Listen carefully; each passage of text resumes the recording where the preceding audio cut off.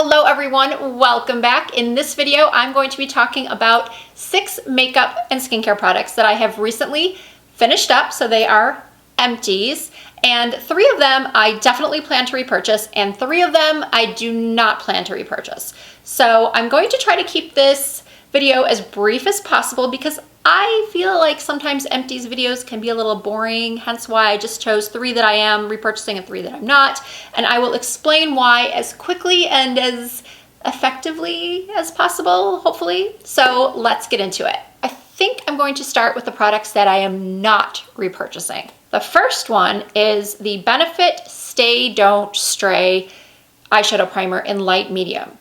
I don't dislike this primer. I think it's fine. It's not great. The reason why I purchased it was because, as many of you know, I really like a tinted eyeshadow primer because it does 2 things. It helps your eyeshadow to stay on all day, as a primer should. I have very oily lids, so if I do not wear an eyeshadow primer, my lids will have a pool of oil.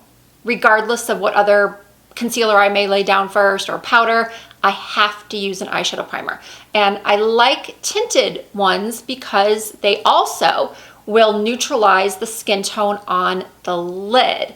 And why not have a product that does 2 things? I always like to start with a neutralized lid before I apply my eyeshadow. So this is not a bad product, but I definitely prefer my P. Louise eyeshadow base in Rumour 02. I purchased this at a Morphe store last fall, I believe, and I pretty much use nothing else besides this. Once in a while, I will use my NARS Pro Prime Tinted Eyeshadow Primer. The NARS is really good, but this one is better as far as neutralizing the discoloration on my lids. I wish this was easier to get. I wish Sephora sold it, I wish Ulta sold it, but you can only get it online at Morphe.com or in stores, but I think in the UK where this is made, it's a lot easier to find. Next up is this Farsali Skintune Blur Perfecting Primer Serum. Again, not a bad product. It just didn't do much of anything. It blurs a little bit, but it's not as blurring as, say, my Strivectin primer. Some of the good things about this product are that it's cruelty-free, it's vegan, it's gluten-free. So if you're looking for a smoothing primer that is those things, then I would recommend it. It's good, but I don't like it as much as I like my Strivectin, which is less money. And I still have some of my Strivectin primer, so I'm not repurchasing this. And the third product that I'm not repurchasing is, again, not bad. I typically will not use something up if I don't like it. I will just stop using it immediately after 1 or 2 uses. So if I finish something, it means that I liked it, it was decent, but if I say that I'm not going to repurchase it, there's a reason, and it's not because the product sucked. It's usually because I have found something better, or perhaps my skin has changed a little bit, maybe the seasons changed, and the product just doesn't work for me as well as it did before. Anyway, this is the Wander Nude Illusion Liquid Foundation. I have mentioned this product in, I think, several videos now. I've used it in tutorials, I've talked about it in foundations for mature skin. It's really nice. It's got medium to full coverage. One of the things I really like about this foundation is the big applicator. It makes it go on really, really easily. Then I just buff it out with my beauty sponge. I think actually I can get maybe another, yep, I can definitely get another use or 2 out of this, so it's not completely empty. So I just got foundation all over my pants. Good thing they're sweatpants, yes. I'm wearing this top with gray sweatpants. I'm not leaving the house. No one's gonna see me. The reason why I'm not repurchasing this is, for some reason, it's not staying on my skin as long as some of the other foundations I own do. Now, this was sent to me, full disclosure, this was sent to me in PR. I mentioned the first time I talked about this how I probably would never have purchased it on my own because it says that it is for more normal combination to dry skin. But I find that it works on oily skin too. But I don't know what's happened. It just doesn't seem to be lasting as long as my other foundations. What I am rebuying, which I also have a little bit left of, I was kind of going like this morning to use it on my face. It's the Estee Lauder Doublewear. And one of the reasons why I am repurchasing this and not this is because I am finding that this Estee Lauder Doublewear is the only foundation I own that does not come off when I'm wearing a mask. I'll be honest with you, sometimes when I go out, I don't even bother putting foundation on my face at all. But there are times where you will be wearing makeup and maybe taking off your mask, like at a restaurant. You know how there are some states in the USA, I think California is one of them, where the restaurants require you to wear a mask into the restaurant, but once you're seated, you can take it off. And if that's the case, you want a foundation that's not going to come off on your mask or just off your face in general.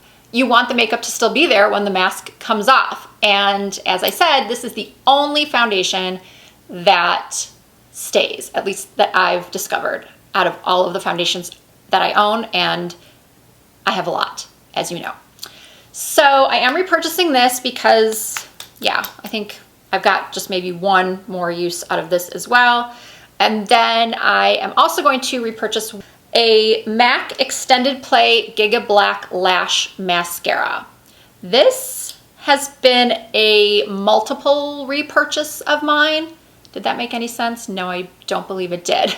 Let me rephrase that. I have repurchased this multiple times because it is the only mascara that I can wear on my lower lashes without it smudging or flaking. When I smile, my eyes turn down and I often get little smudges of eyeliner or mascara on the outer corners of my eyes. Especially if I'm laughing or my eyes are watering, I get black smudges under my eyes, like possibly some of you do. And this has just been my favorite. I really like the long, narrow brush. It allows me to grab every single one of my little lashes. This one is completely dried up. I couldn't even use it today, so I have no mascara on my lower lashes. If I don't have this, I do not wear mascara on my lower lashes. And the final product I'm definitely going to be repurchasing is this Maelove exfoliator. It's a BHA plus clay facial scrub. This product is amazing. If you want your skin to feel like a baby's bottom and have all of the skincare that you put on afterwards just truly sink in and work so much better, you need a good exfoliator, and this is one of my absolute favorites. If you have been a viewer of my channel for the last year or two, or even the last 4 months, I've spoken about Maelove in sponsored videos. This video is not sponsored, but I do a lot of sponsorships with Maelove. Not a lot, but a couple a year, simply because I truly believe in their products. And I'm going to touch on something very briefly, and if you don't want to hear this, feel free to fast forward.